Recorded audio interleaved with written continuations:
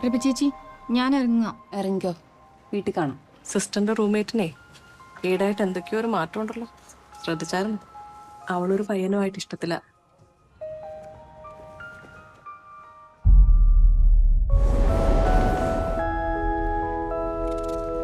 ഇത് പ്രവേശിക്കാണല്ലോ. ഇതിപ്പോ ആരയക്കാനാ? ഒന്നും കാണുന്നില്ല.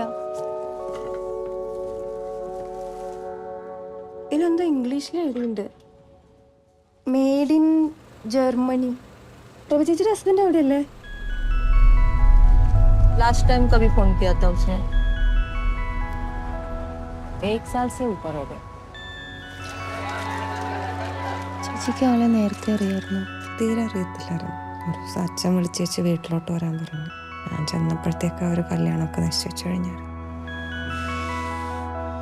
ഒട്ടും അറിയാത്ത ഒരാളെ എങ്ങനെയാ കല്യാണം കഴിക്കാം?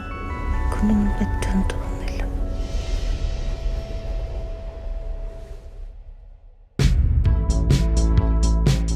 അതിനെൻ്റെ മോനെ രാത്രി വരെ കാത്തിരിക്കേണ്ടി വരും. പക്ഷേ തൽക്കാലത്തേക്ക് ഞാൻ ഈ മേഘത്തിൻ്റെ കയ്യിൽ കുറച്ച് ഉമ്മ കൊടുത്തു വിട്ടാലോ?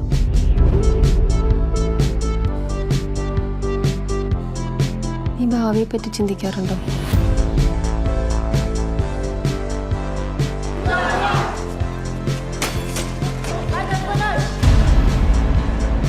ആൾക്കാരെ നമുക്കറിയാം തോന്നുന്നു, പക്ഷെ